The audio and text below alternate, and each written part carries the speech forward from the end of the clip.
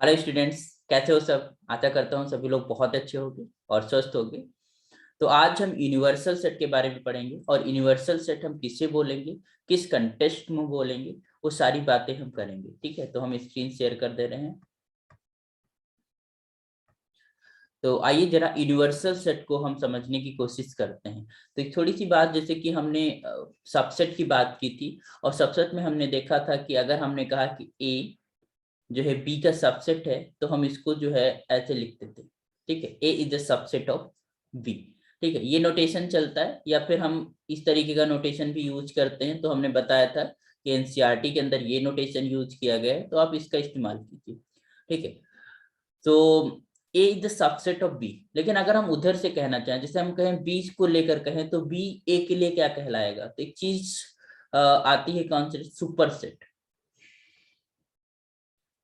तो यहाँ पर जो बी है that is called super set. Super set means कि जो किस और सेट्स को कंटेन किए हुए, या फिर हमारे पास अगर हम ये दो तरीके होते हैं इसको बोलने के। If I am just saying A is a subset of B, okay. और अगर हम बी की तरफ से बोले तो क्या बोलेंगे, B is a super set of A, है ना। इस तरीके से भी हम कहते हैं। तो ए जिसके अंदर कंटेंट होता है, तो जो कंटेन किए हुए है उसको हम सुपर सेट बोलते हैं। ठीक है, तो दो तरीके हैं इस चीज को बोलने का, और दोनों का मीनिंग यही है कि ए जो है सबसेट है बी का, और दूसरा B is a super set of A. Okay, तो ये तो बात हुई सुपर सेट की, और सबसेट तो हम जानते ही हैं। अब मान लो सपोज दैट हमने एक सेट लिखा,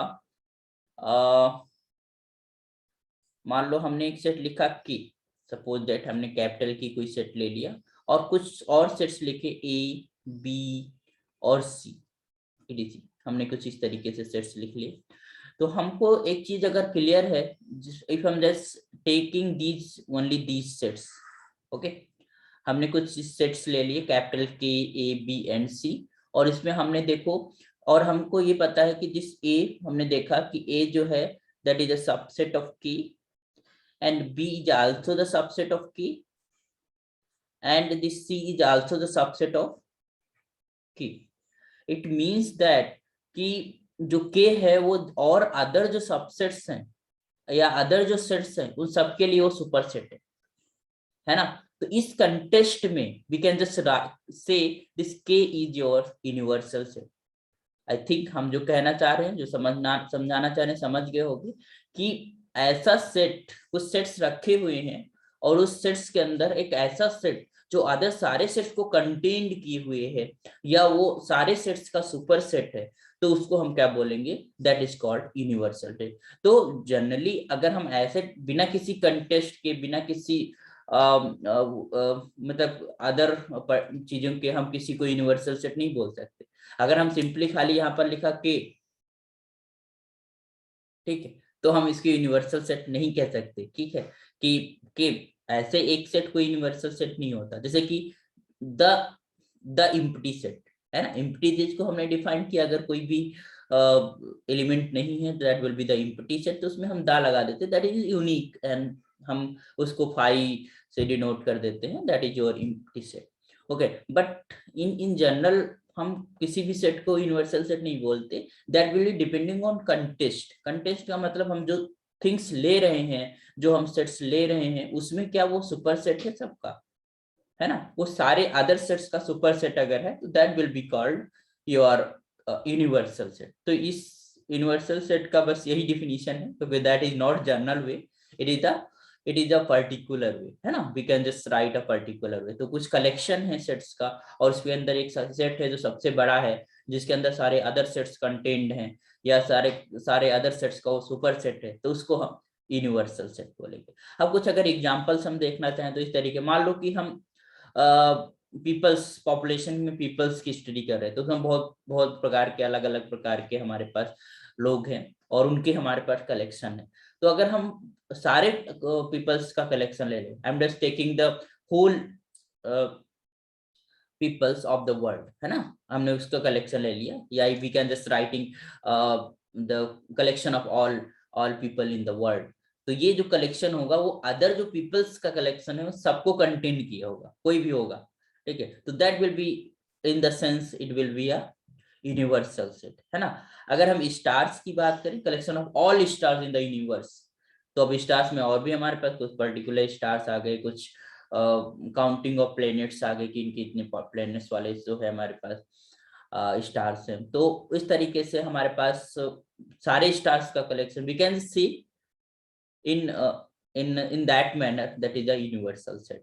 अगर हम स्टार्स की बात करें, अगर हम नंबर सिस्टम्स में बात कर रहे हैं, तो मान लो हमने कुछ सेट्स लिखे, सपोज दैट हमने कुछ लिखा यहाँ पर थोड़ी देर के लिए, मान लो हमने लिखा यहाँ पर n, n मतलब set of all natural numbers, this is your n, this is your 1 2 3 4 5 and 6, इस तरीके से हमने लिख दिया। अब हमने कुछ और सेट्स लिख लिए, जैसे हमने कहा set of all even numbers, है ना, even natural number, that is your 2 4 6 and so on.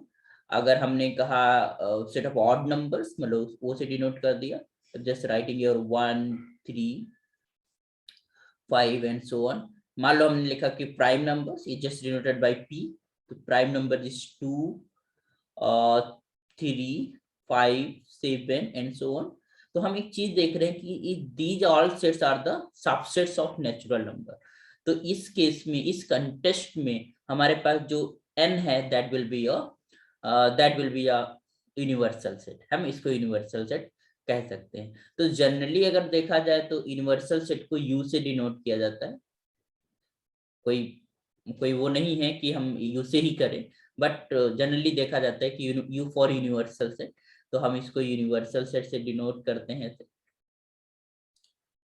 और जो इनके मेंबर्स हैं a b एंड c, इस तरीके से हम इनको डिनोट कर सकते हैं। मेंबर्स का मतलब है जो और अदर जो सबसेट्स हैं, है ना, उनको हम abc से लिख सकते हैं। तो universal set means which containing all other subsets that will be called universal. तो हम यूनिवर्सल सेट की बात एक पर्टिकुलर केस में करते हैं, और कुछ कलेक्शन ऑफ सेट्स है उसके अंदर हम यूनिवर्सल सेट की बात करते हैं, ठीक है।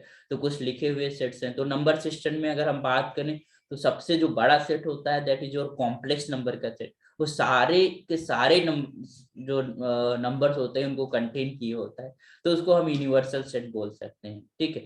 अगर जनरली हम बहुत ज्यादा एक्सटेंड नहीं करते हैं और रियल नंबर पे ही बात कर रहे होते हैं, तो रियल नंबर के सेट को भी हम जो है आपका यूनिवर्सल सेट बोल सकते हैं। तो आई होप आपको क्लियर हुआ होगा कि meaning of universal set, universal set का क्या अर्थ है, क्या उसका मीनिंग है। Universal set in the sense if we have some sets, ठीक है, और वो सारे सेट्स का जो है क्या है, सुपर सेट है। तो आई होप ये चीज आपको समझ आई होगी, ये कंटेस्ट। और इसको डिफाइन करने का बस यही है कि this is in a particular case, तो इसका कोई डिफिनीशन, कोई जनरली कोई डिफिनीशन नहीं हम बोल सकते, लेकिन but it is like that. तो हम उस कंटेस्ट के अकॉर्डिंग हम उसे यूनिवर्सल डिफाइन करते हैं। तो आई होप कि आपको चीजें समझ आई होंगी, और बस ऐसे ही आप सीखते रहिए, और हम ऐसे ही छोटे छोटे कंटेंट, छोटी चीजों को। और हाँ, मैं हर बच्चे से ये रिक्वेस्ट करता हूँ कि आप जब लेक्चर्स को फॉलो करो, तो एक एक लेक्चर को बहुत बारीकी से, बहुत शांत माहौल में आप उनको देखो, क्योंकि ठीक है, बहुत तेजी से चीजों को सीखने की कोशिश नहीं करनी होती है। आराम से पेशेंस के साथ चीजों को सीखेंगे तो वो बहुत लाइफ टाइम अचीवमेंट होता है, ठीक है। तो उसके लिए आप बहुत अफरा तफरी न करो और किसी एक चीज को फॉलो करो। If you are learning from online platform, ठीक है, तो आप किसी एक चीज को जो अच्छा हो, जो बढ़िया पढ़ा लेता हो थोड़ा सा, तो उसको फॉलो करो, ठीक है। और अगर आप हमसे पढ़ रहे हो, हमसे लेक्चर, तो मैं यही कोशिश करूंगा आप बुक के साथ पढ़ाई करो। आप केवल चीजों को देखो ही ना, आप उनको बुक्स में जाओ, उनके उनके चीजों को उठाओ, उनको पढ़ो, रीड आउट करो, और हमारे हमारे साथ साथ फॉलो करो बुक्स, तो बहुत बेनिफिट होने वाला है। मैं इस चीज का इसके लिए कॉन्फिडेंट हूँ, ठीक है, कि do what I have and what I am delivering to. Okay, तो thank you so much for watching and keep sharing. और अच्छा लगता है तो डेफिनेटली अप्रिसिएशन तो बनता है। Okay, thank you so much.